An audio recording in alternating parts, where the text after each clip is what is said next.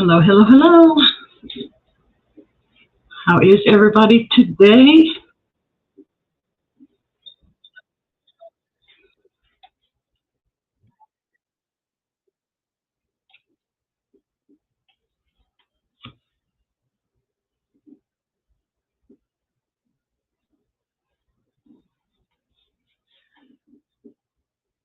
All right, we'll give everybody a few minutes to get in here, talk about what we have going on this week.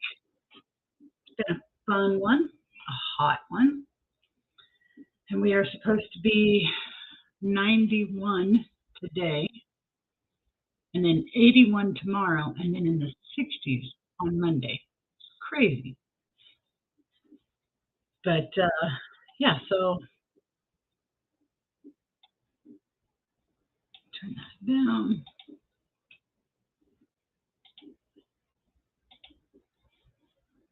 So anyway, I have been moving a lot of dirt. my I think I told you guys last week that my soil was supposed to be here Monday morning, and yes, it came in on Monday morning. Joe Bait and Tackle, hello, how are you today? So my soil came in on Monday, so I have been, we had to have it dropped in the front, at the side of the driveway, and my garden is in the very back corner. So wheelbarrow, we even shoveled a bunch into the back of the truck and then pulled the truck over there, and it's been fun moving a lot of dirt. So getting tired, yeah. So I have been trying to get my beds ready. I have the two big ones pretty much ready, and got some of my starts in them this past couple of days. So I got more of that to work on. Tomorrow I'm going to work on putting I have some cheap little irrigation timers and all that stuff that I'm going to try and use this year and see how well they work. So I have those. I'll probably work on that tomorrow. What else have I got going on? I hit my 1K on Wednesday, I believe it was. So now I'm just trying to get some watch hours. I have a long way to go. So, and let's see. I think that's about it. Just, lots and lots of garden prep and trying to get it going. Also, this afternoon, when I'm finished here and after we've had some lunch, I've got to get my lemons and oranges juiced. So it's going to be a long weekend, but coffee walks and whatever. Hello, hello, hello. I was just saying I hit my 1K on Wednesday. So now if I can get the watch hours, as soon as I do, I will have a monetization celebration, some stuff to give away and all that fun stuff, but it's probably going to be a while. I'll probably have 1,500 or more subscribers before I even get my hours. So we'll see how that goes. Homestead Aquarius, hello. Okay, so today's topic, last week we talked about growing your own food. This is for the Essential Homestead Skills, 5-part series. So like I said, last week was growing your own food. So this week we are going to talk about preserving your own food. Well, thank you. I appreciate that. So let me put this up here. So I am going to start with some of the more obvious, more common things that we do to preserve our food, and then we're going to work our way into some of the not so common ways. So right off the bat, we have, is it switching over? It is not.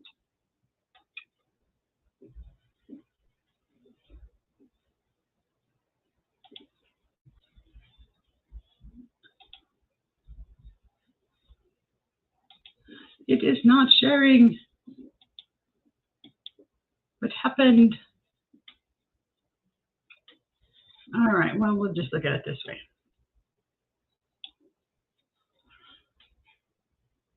Make everything a little bigger. All right, so anyway, first thing, of course, is freezing.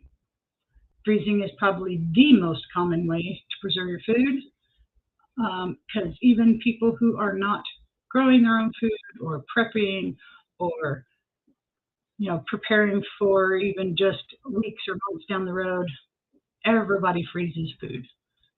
So most common, hi Mom, hello. Most common way to preserve your food is to freeze.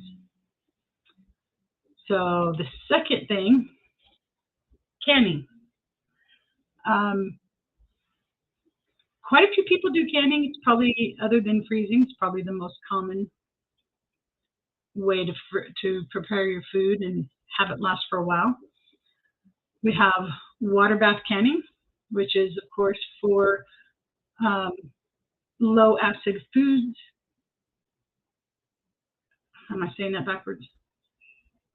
High acid foods, sorry.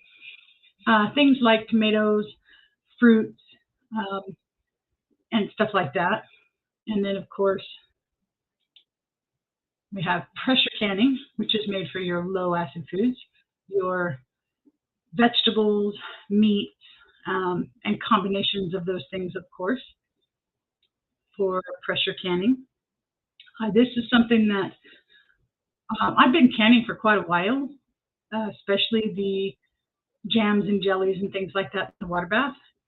And then for the last few years, I have been pressure canning and learning to pressure can more items, getting more into the meat and the ready-to-make meals, things like your beef stews and stuff like that. You also have steam canning, which is not necessarily a newer process. It's something that's been done for quite some time, but newer to the approved ways for canning. But this is also for things that you can water bath, are things that you can steam can, not made for vegetables and meats and things like that. Those things still have to be canned under pressure. So next we're going to move on to dehydrating or drying your foods. And there's a lot of different ways that this can be accomplished. Of course, you have a dehydrator. I have one. I have not used it a whole lot. That's one of the things that I'm going to try and do more of this year is dehydrating. I've done a little bit of jerky. A few weeks ago, I dehydrated some green onions and peppers. I have dried a few herbs, but that's about the extent of it. And so that is the one thing that I'm going to work on doing more of this year is dehydrating. You can also dehydrate in an oven. I myself have never done this, but I know many people do it that way. Put it in the oven on the lowest setting, usually the lowest setting, and crack the door, and the stuff will dry out just like it will in a dehydrator. LP, hello, thank you for coming in. Also, you can dry using the sun. Rather that be, a hot box type thing like this that you've made. You can buy solar dehydrators that you can use. Sometimes it's just hanging stuff, especially with herbs and stuff like that, out to dry. But taking advantage of the energy from the sun is a very common way of drying your food. All right, and then we're going to move on to freeze drying. Now, this is one of those things that I wish I had a freeze dryer. I do not. They're very pricey. Probably worth the money especially if you are somebody who is prepping food for longer term food storage, for SHTF situation, but not just that, because of the way that it preserves the food and preserves the nutrients and all that kind of stuff. It's a pretty good item to have if you can afford one. As I said, I do not have one. I wish I did. But that is basically another form of preserving your food if you can do it. All right, now fermentation. And usually when I say fermentation, people automatically think of things like, sauerkraut. But there's actually quite a few different ways or different things that can be fermented. So sauerkraut, yes, is one of them. I have done this a couple of times. I love sauerkraut. And I know after I made it the very first time on my own, I swore I would never have store-bought sauerkraut again. It is so different, and the homemade is just so much better. Seems like the stuff you get at the store just tastes like, a pickle brine or vinegary, I guess you could say. But when you do it homemade, do it yourself, wow, I could not believe how good the flavor was. Kimchi is another fermentation process, usually done with vegetables. I, again, myself have never done this. I do want to try it. My problem is because I work, I do not have enough time to do all of the things that I want to do, but I will get there at some point. All right, next we have cheese. Making your own cheese and aging it is actually a form of fermentation. So again, I've not done this. I've made some cheese before, usually for short-term consumption, but not for long-term use. But it is another form of fermentation.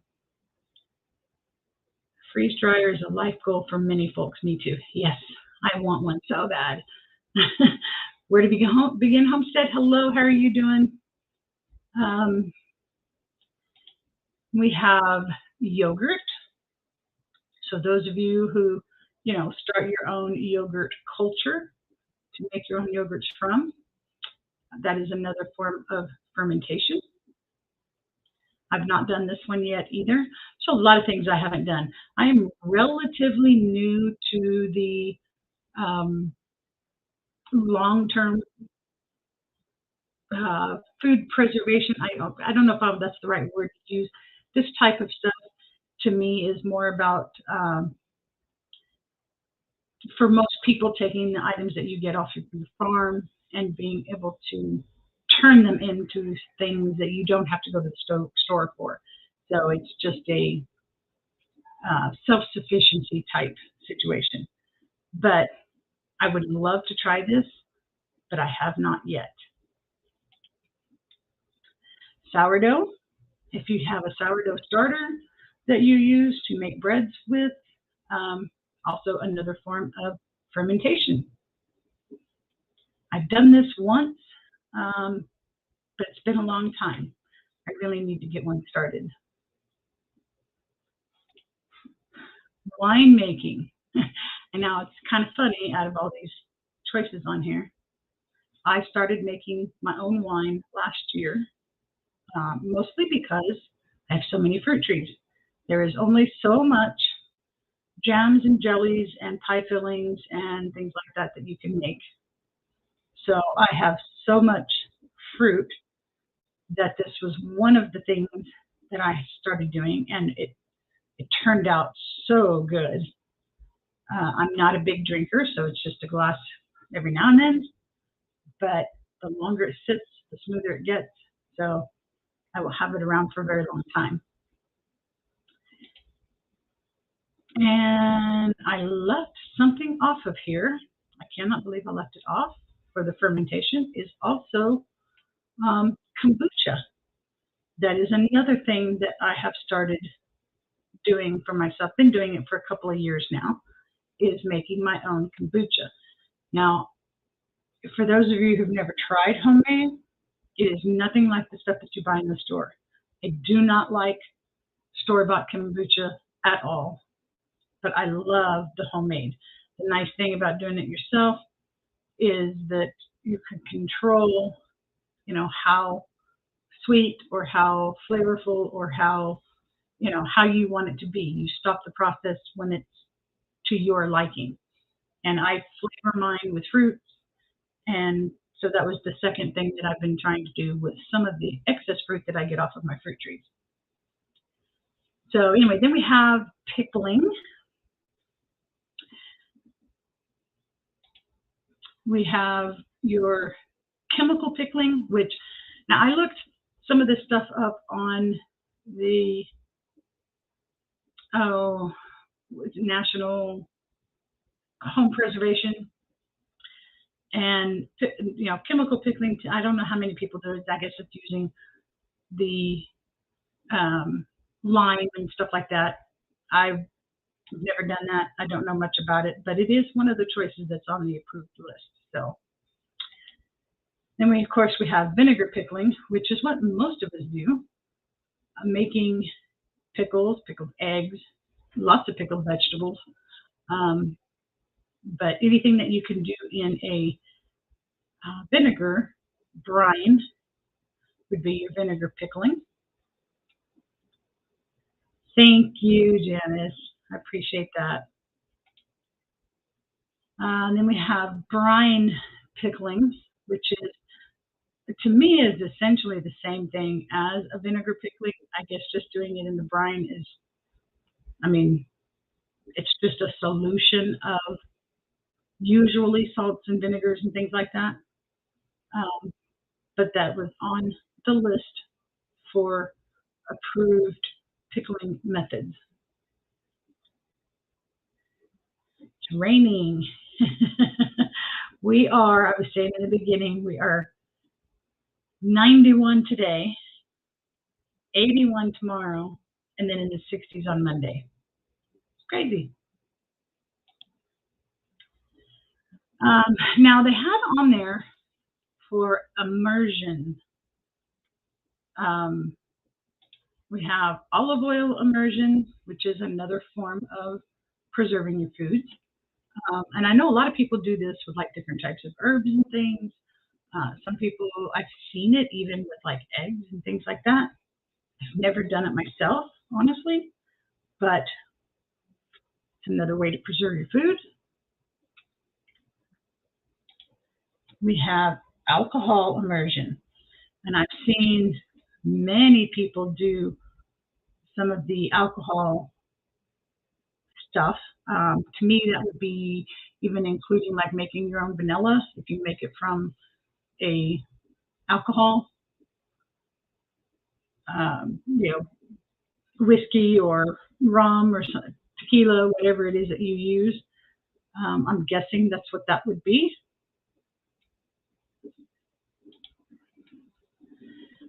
Now, probably one of the least used by people would be curing. Curing your own meats. And it doesn't necessarily have to be curing, but that's the most common. So we have salt curing, which is the most common, using salt on the outside of a piece of meat it actually creates a chemical reaction that flavors the food and preserves it so that it will last for a very long time. And then we have sugar curing, which everything that I was reading about the sugar curing is pretty much a combination of salt and sugar together to make a cure from, and it's usually used in pork type products, to enhance the flavor, the naturally sweet flavor that comes from pork. So things like your bacon or ham or things like that, you would use a salt and sugar combination. And then probably one of the oldest methods in the book is root cellar or cold storage, which I wish I had a root cellar. I do not. I wish I could make some sort of a makeshift root cellar type thing, but that is way down on the bottom of my list. But anyway, people have been storing foods in a root cellar for as long as people have been around. That's just the way things were done back before we had refrigeration. And, you can make your vegetables, especially things like root vegetables, your potatoes and carrots and, onions and different things like that. Even like some melons or squashes, you can make them last all the way until the next growing season just by keeping them in the right environment to keep them from going bad. So anyway, this one actually went a lot faster than I thought it would. But there we have it for preserving your own food. Oops, hitting buttons on my screen.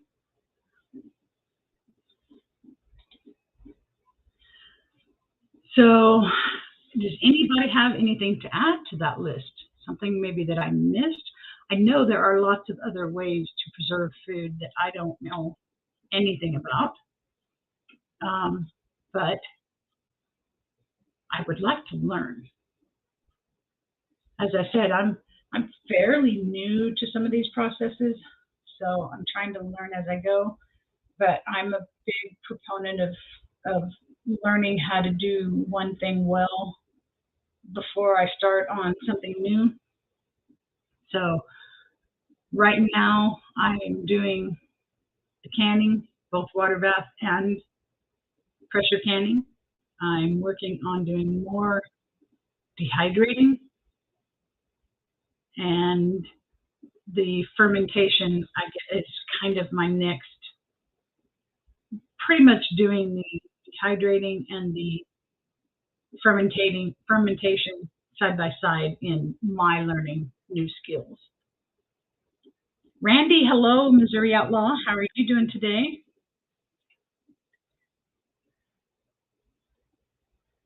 So those of you who were not here at the beginning, I hit my 1K on Wednesday.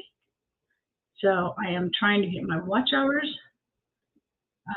Got a long way to go. As I said, I will probably be 1,500 subscribers or more before I ever get my watch hours. I only have about 1,800, so still got 2,200 to go. But I am trying to get videos posted, at least 2, usually 3 videos per week. Trying to get those posted to get more eyes. And anyway, I'm kind of excited. I will be doing a monetization giveaway at the time that I finally do get my watch hours. And then I also, today's the 29th, tomorrow is the last day of my collaboration for Feast in a Jar. So next week we will not be doing the Essential Homestead Skills series that I'm doing right now, because I will be having the giveaway for the collaboration during my live next week. So I have a lot going on.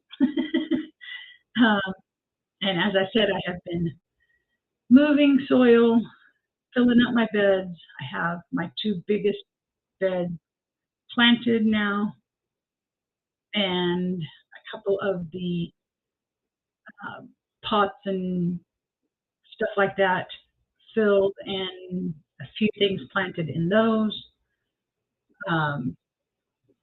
when I get done here today with my live, first I have to make her some lunch because I'm getting hungry. And then I will be working on juicing my lemons and oranges, getting those taken care of. And I still have so much footage of videos that I need to get edited. I'm going to try and get some of that done tomorrow so I can get all of next week's videos scheduled, uploaded and scheduled to be released. So I can get those done. And like I said, I just have so much footage trying to, with holding down the job and then trying to get, the garden going and all that kind of stuff. I have plenty of stuff filmed, but finding time to get the editing done is the hard part for me. So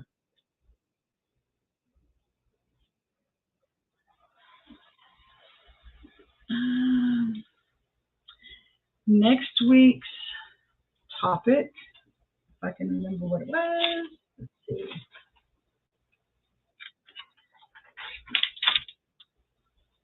Next week's topic will be animals. Animals on Homestead. I haven't quite come up with a title just yet, but anyway, it's all about animals for homesteading. So that will be next week's topic. And that'll be an interesting one because the only thing that I have chickens, ducks, and geese, but that's pretty much it. So the rest of it is just from doing some research and seeing, all the different animal choices and some different things that I've been looking at. So it'll be an interesting one because, as I said, I don't have the property. I only have 2/3 of an acre. So I'm just trying to do what I can on this small space. But anyway, that's next week's topic.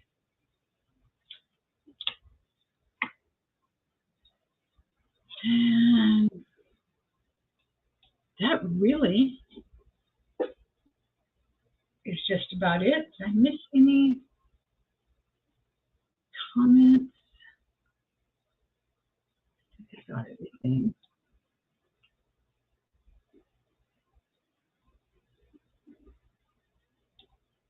All right, I am going to post the link.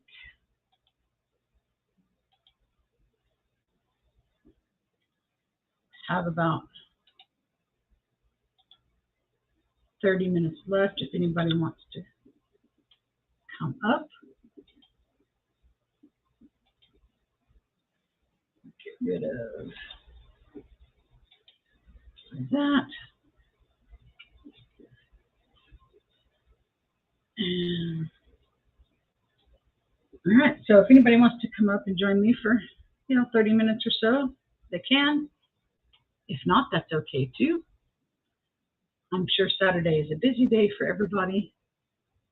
I used to do my lives on Wednesdays. I think I had more people when I did them on Wednesdays, but I finally got my weekends off at work, and so when that happened, I had to switch my days for my lives. And as I said, the amount of people that show up for my lives is quite a bit less than it used to be before I switched days, but what can you do? I have to work, so.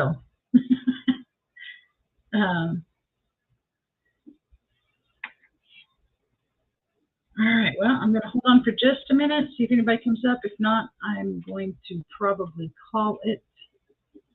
I can't believe I got through that so much faster than I thought I would. But that's okay.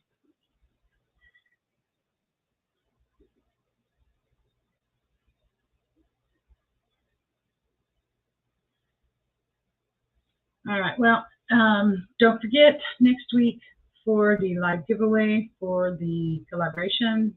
Some of you I know are in it. Some of you have been watching some of the videos, making some comments. You still have time. That's why I did it a week out, almost a full week, was so that everybody would have time to go back and watch some of those videos and make some comments on them, because the winners there'll be some chosen from the comments in the videos, and I think I'm going to have a couple chosen just from the collaborators and a couple for just people who are in the live giveaway on that day, just for being there. So anyway, if you have time and you want to be a part of that, go back and watch some of those videos. Thank you. I appreciate it. I will see everybody same time next week. And I hope you guys have a good day. Have a good week. Stay safe. And I'll see you next week.